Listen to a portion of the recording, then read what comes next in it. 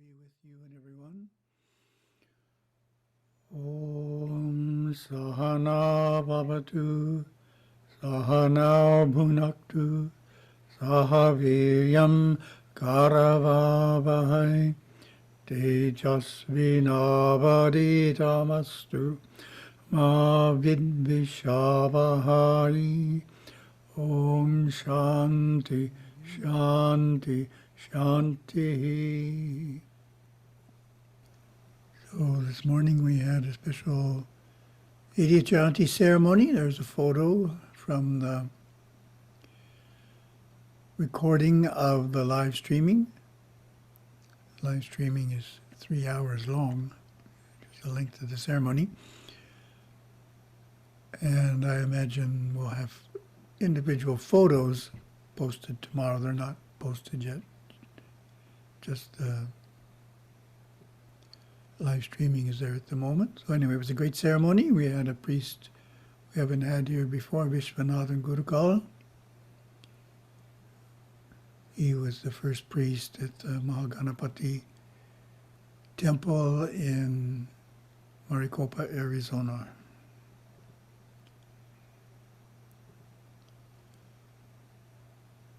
So, starting with questions, and the first question is to you. How would you say Hinduism relates to experiencing higher consciousness?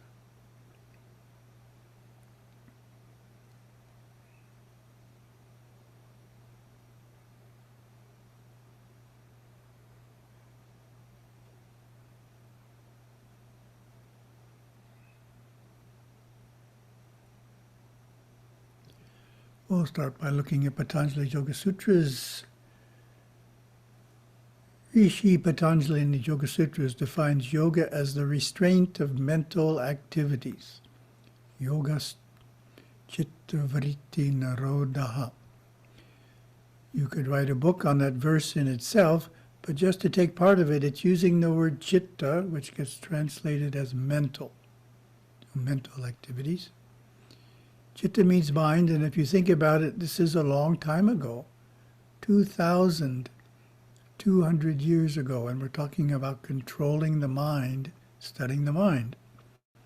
And we're doing so in the context of religion. So my point is that religion wasn't that sophisticated 2,200 years ago. Only recently have some religions started talking about the mind, but Hinduism was talking about the mind 2,200 years ago in a very sophisticated way in terms of controlling it. We're not talking about going to heaven. We're not talking about this or that. We're talking about controlling the mind, which means controlling our state of consciousness. And that's how I like to define Hinduism. Hinduism is trying to be in the highest state of consciousness you can right now. Not tomorrow, not when you die, not then. It's right now. In other words, some religions are focused on what happens after death. Hinduism has knowledge on that, but its higher focus is on what happens right now. And not just today and not tomorrow, but each day. In fact, each moment of each day. That's a simple way of looking at it, and that's what Patanjali's Yoga Sutras is about.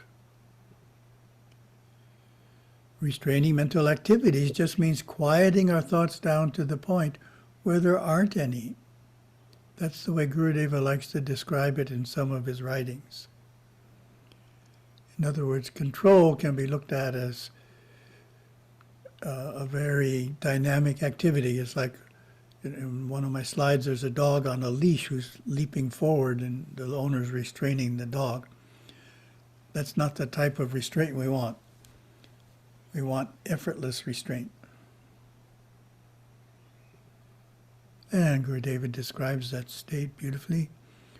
When I'm meditating, I rarely have a thought. And if I do, it's like a fish swimming by. Kind of so visible, you know.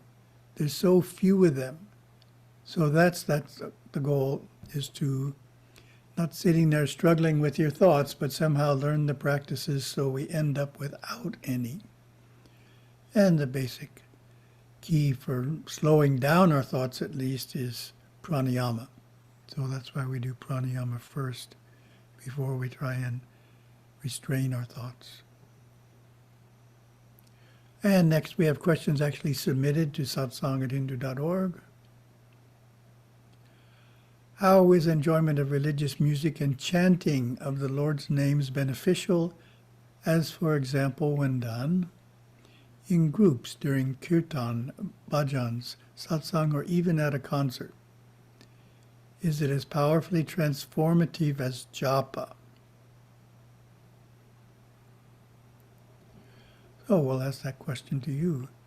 How do you think enjoyment of religious music and chanting of the Lord's names is beneficial?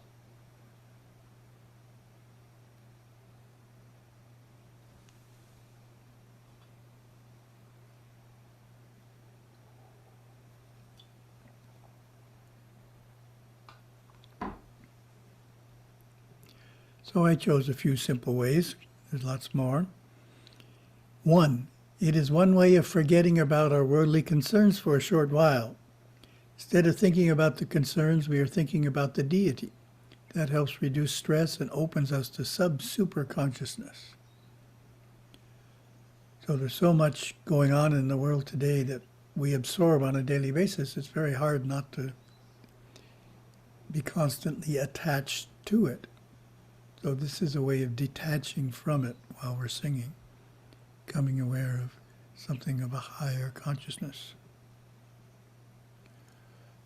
Second idea, when chanting with others who have devotion for the deity, that can help deepen our devotion for the deity.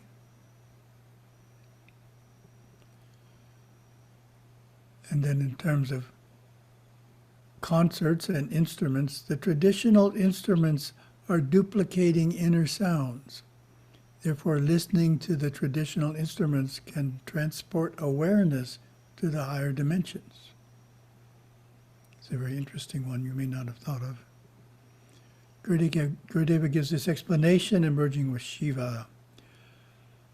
Occasionally, through his newly exercised extrasensory perception, he may hear the 7 sounds he previously studied about in occult lore. The sounds of the atomic structure of his nerve system, his cells, register as voices singing. The veena or sitar, tambura, or as symphonies of music. Instruments to duplicate these sounds for the outer ears were carefully tooled by the rishis of classical yoga thousands of years ago, including the mridanga or tabla and the flute. He will hear the shrill note likened to a nightingale singing, as psychic centers in his cranium burst open, and then an inner voice indicating to his external consciousness, like a breath of air, direction, elucidation. This inner voice remains with him as a permanent yoga of the external, with the internal consciousness an ever-ready guide to the unraveling of complexities of daily life. So that's a good definition of sub-super consciousness. It's an internal consciousness and ever-ready guide to unraveling of complexities of daily life. And comparing Bhajan, Kirtan to Japa. Compared to Japa, Bhajan, and Kirtan probably depends on the denomination of Hinduism, if one is deeper than the other or not. In Saivism, Japa is a deeper practice. Gurudeva, in Dancing with Shiva, introduces the mantra Om Namah Shivaya by saying, Namah Shivaya is among the foremost Vedic mantras. It means adoration to Shiva and is called the Panchakshara, or 5 letters. Within its celestial tones and hues resides all of the intuitive knowledge of Saivism. So that's a vast body of knowledge. All of the intuitive knowledge of Saivism can be reached just through japa of Namah Shivaya. So that means it's more powerful than bhajan or kirtan. Gurudeva continues, Namah Shivaya has such power, the mere intonation of these syllables reaps its own reward in salvaging the soul from bondages of the treacherous instinctive mind and the steel bands of a perfected externalized intellect. Namah Shivaya quells the instinct, cuts through the steel bands, and turns this intellect within and on itself, to face itself and see its ignorance. So that's another way in which it's showing how powerful it is.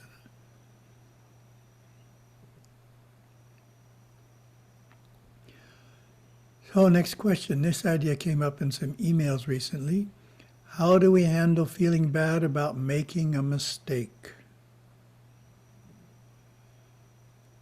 So we have a perfect answer for that. Mistakes are part of the spiritual path.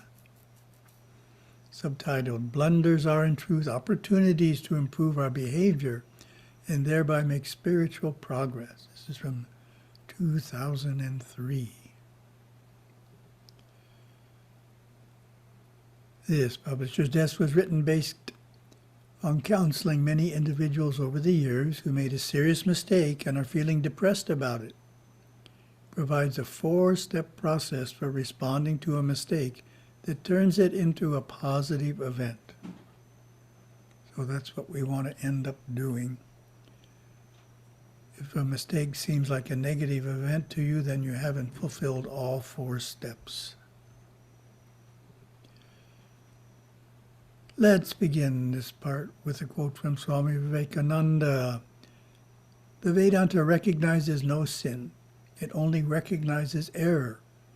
And the greatest error, says the Vedanta, is to think that you are weak, that you are a sinner, a miserable creature, and that you have no power and you cannot do this and that. I just hear him roaring that out. So there's no sin, there's only error, which is what we're saying. There's mistakes. What Swami Vivekananda is pointing out is that when we do something wrong, it is better to think of it as an error or mistake than to think of it as a sin. This is because a mistake is clearly something we can correct. In other words, we have the ability to learn from our mistakes and thereby avoid making them again. Important insights into the soul's maturing process can be gained through looking at the 3 Shaktis of God Shiva, which are symbolized by his trident or Trishula. Each Shakti, the power of desire. Kriya Shakti, the power of action. And Jnana Shakti, power of wisdom, which also happen to be the 3 powers of the soul. So the soul has the same 3 powers, Icha, Kriya, and Jnana. A question for you. How would you explain that the cycle of Icha Shakti leads to Kriya Shakti leads to Jnana Shakti?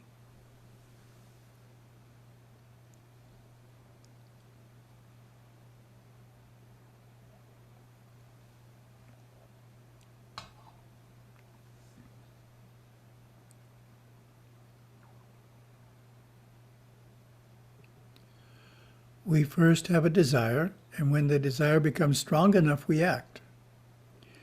In young souls, the action may be ill-conceived, even against dharma. For example, a man wants a computer, so he steals one. Money is needed, so he robs a bank. The soul is often caught up in repeating a cycle of similar experiences, moving back and forth from desire to action, until the needed lesson is learned. In the case of the adharmic action of stealing, eventually he will learn the lesson that that is not the best way to acquire possessions. This may come from the difficult experience of being caught or by seeing the suffering our actions cause in others.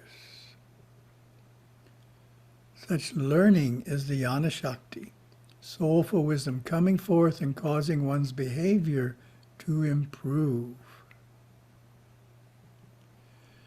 This process is the same for dharmic actions. Say we are helping out as a volunteer at the temple, teaching children's classes once a month. We like the feeling of helping others in a meaningful way, and so decide to help out every week and even participate in regular meetings to plan the classes. We are doing a selfless action, and the reaction it has on us is to feel more inner joy. The jhana is to resolve to do even more service and thus feel more joyful. We have improved our behavior. A few years ago, a segment on television described an innovative prison in California. As we all know, the usual approach is to regard jail simply as a time of punishment by confinement for a number of years. Under this approach, many of the prisoners released repeat the same crimes and return to jail again and again. Their behavior shows no improvement. In fact, they may learn the criminal's craft while serving their sentence. In this innovative prison program, the warden had initiated a regimen that included counseling, yoga, and other therapeutic activities to improve the behavior of prisoners so they would not repeat their crimes and return to jail. The programming is showing an excellent success rate. For all of mankind, no matter where one is on the path, spiritual advancement comes from improving one's behavior. Said another way, it comes from learning from our mistakes. Unfortunately, this process is often inhibited by the idea that somehow we are not supposed to make mistakes. The mistakes are bad. Far too many children grow up being scolded for their mistakes by parents. Teachers ridicule students when they make mistakes. Supervisors yell at workers when they make a mistake. No matter, many adults feel terrible when they make a mistake. To spiritually benefit from our mistakes, we need a new attitude toward them. Gurudeva gives us a new and encouraging way of looking at our errors. He described mistakes as wonderful opportunities to learn. He compared learning from life's experiences to progressing through the classes at a university. He proclaimed, life is a series of experiences, one after another. Each experience can be looked at as a classroom in the big university of life if we only approach it that way. Who is going to these classrooms? Who is a member of this university of life? It's not your instinctive mind. It's not your intellectual mind. It's the body of your soul, your superconscious self, that wonderful body of light. It's maturing under the stress and strain. Parents and caretakers can teach children that making mistakes is not bad. Everyone makes mistakes. It is natural, and simply shows we do not understand something about the matter at hand, or we have been inattentive. Perhaps our worst mistake is to not take the opportunity to learn from our last mistake. It is important for parents to determine what understanding the child lacks and teach it to him without blame or shame. When parents discipline through natural and logical consequences, children are encouraged to learn to reflect on the possible effects of their behavior before acting. Such wisdom can be nurtured through encouraging and reflection. Such wisdom can be nurtured through encouraging self-reflection, asking the child to think about what he did and how he could avoid making that mistake again. Moving on, there are 4 progressive reactions that naturally ensue when one makes a mistake. And that's a question for you. What are these 4 progressive reactions?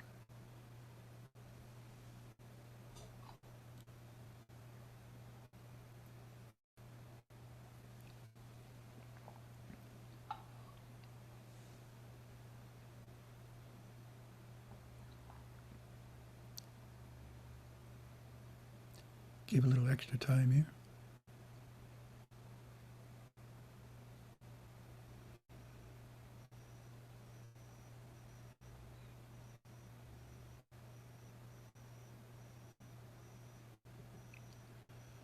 A common first reaction to having made a mistake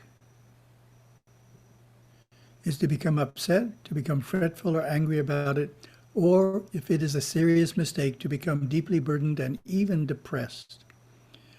That is a normal first reaction. But if it is our only reaction, it is not enough for those seeking to advance themselves spiritually. To progress, we need to cope with the emotional reaction to the action and move on to the learning stage. Thus, a good second reaction to a mistake is to think clearly about what happened, why it occurred, and find a way to not repeat the mistake in the future. Perhaps we were not being careful enough, and simply resolving to be more circumspect next time will prevent the problem from recurring. Perhaps we lack some important knowledge, and now we have that knowledge, which we can simply resolve to use next time. Perhaps we created unintended consequences that caused significant problems to ourselves or others. Now that we are aware of the consequences, we certainly won't repeat the action. A few years ago, a group of teenagers in Australia started a small forest fire in which several innocent people were seriously burned. They were caught, and as part of their discipline, the judge directed them to visit the victims in the hospital to see the consequences of their actions. This impressed them so deeply that they were overcome with regret and pledged to never vandalize again. Those who are striving to live a spiritual life are self-reflective and learn quickly from their blunders. In fact, one way to tell a young soul from an old soul is to observe how quickly he cognizes his error and learns not to repeat the same mistake. Quite often I get an email from someone who made a mistake in which he or she laments, "Oh, I should not have done this." Of course, belaboring one's remorse is just getting stuck at the first level of reaction. I encourage such persons to move on to the second level by not repeating, "I should not have done this," but affirming, "I won't do it again." That is the response we are striving for, not to simply feel sorry that we made a mistake, but to commit to not making it again, or at least trying not to make it again. Taking that step is exercising the power of self-reflection, which is how we progress on the spiritual path. Because the spiritual path is a series of experiences offering many opportunities to falter. If we can study our errors and learn to not repeat them, then we turn them into new growth and progress. If we constantly make the same mistakes over and over and over again without improvement, we remain in a rut and delay our progress. A third remedy may be needed if our misstep involved other people. Perhaps we have hurt someone's feelings or created a strain between us. A direct apology can fix this if we know the other person well. If we are not close enough to the individual to be able to apologize, a generous act can often adjust the flow of feelings back into a harmonious condition. For example, hold a small dinner party and include him among the invited guests. A fourth remedy may be needed in cases of major misdeeds. For example, if we did something that was dishonest, even if we resolve to not repeat the misdeed and apologize to those involved, we may still feel guilty about the transgression. By performing some form of penance, prayaschitta, we can rid ourselves of the burden of feeling bad about what we have done. How do you know you need to do penance? You know because you have done the first 3 steps and you still feel burdened. Typical forms of penance are fasting, performing 108 prostrations before the deity, or doing walking prostrations up a sacred path or around the temple. These, of course, are too severe for younger children, but they can do simpler penances such as skipping dessert 1 meal or renouncing a favorite TV program 1 night. To get the most benefit out of penance, we suggest that you have in mind specific misdeeds you regret having done, as well as promise the deity you will try your best not to repeat that misdeed again. The idea is to eliminate guilt through penance. In Hinduism, feeling guilty is a state of consciousness we want to free ourselves from as quickly as possible. Responses 2, 3, and particularly the 4th of penance are ways to accomplish this. Oh, that's a good point to emphasize.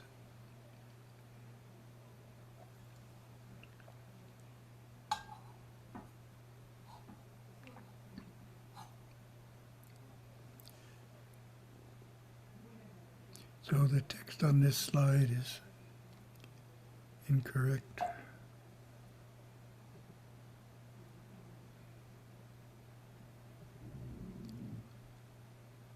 So we can ignore the text. I'll fix it for tomorrow. So the point is, Hinduism is not a religion that tries to make us feel guilty. Rather, it tries to help us move out of feeling guilty. Guilt is a natural response, but we want it to be short-lived by applying these 4 ideas about natural reactions. Our second topic is non-hurtfulness, which is the 36th character quality of our workbook, and that, of course, is ahimsa in Sanskrit. How would you define non-hurtfulness?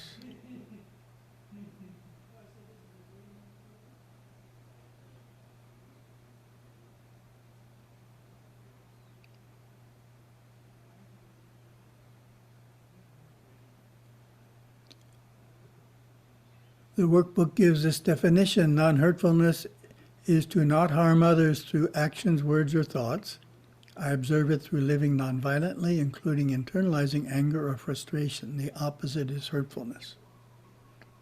So as I regularly emphasize, it's not just not hitting somebody. The kind of default definition of hurting people is to physically touch them in some way. This is not harming people through actions, words, or even thoughts. So it gets into the subtle realms. That's the Hindu ideal. Gurudeva's quote, even tolerance is insufficient to describe the compassion and reverence the Hindu holds for the intrinsic sacredness within all things. Therefore, the actions of all Hindus are rendered benign, or ahimsa. One would not want to hurt something which one revered. Second quote, not harming others by thought, word, or deed is a cardinal law of Hinduism and cannot be avoided, discarded, ignored, or replaced by the more subtle concept of compassion. Ahimsa among the yamas and niyamas could be considered the only explicit commandment Hinduism gives.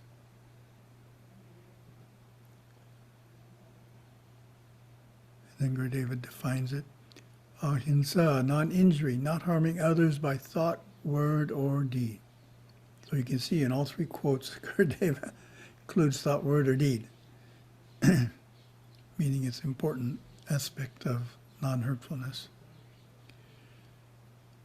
And the last quote, it is a matter of realizing what life is really about and how harming others violates our own inner being.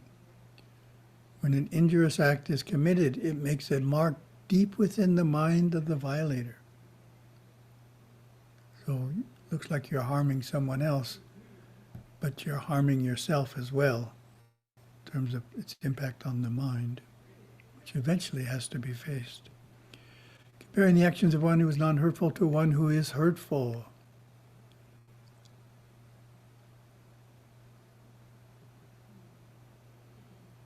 For a situation when confronted by a school bully eager to pick a fight, you, non-hurtfulness, make it clear you will not fight him and manage to diffuse his aggressiveness through reason or humor. Hurtfulness, readily engage in fisticuffs, showing him you can be just as aggressive. Second situation, when your infant sister cries continuously for an hour, you, non-hurtfulness, check for causes of discomfort, then patiently calm her down by holding her and singing a lullaby.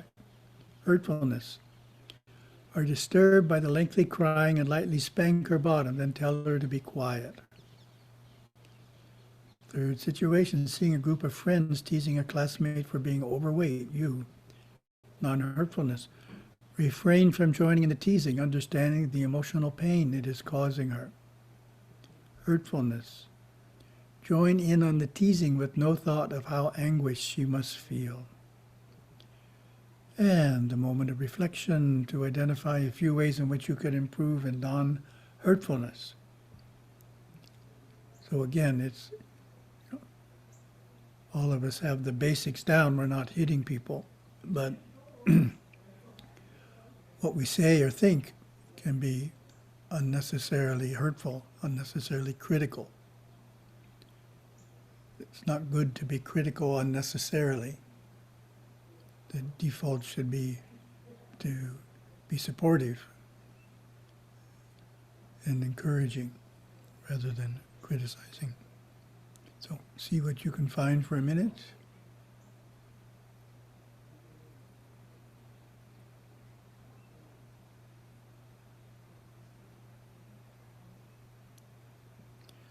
And we got our assignment for 2 weeks. When you are in a situation that disturbs you, restrain yourself from speaking hurtful words in response. Oh, thank you very much.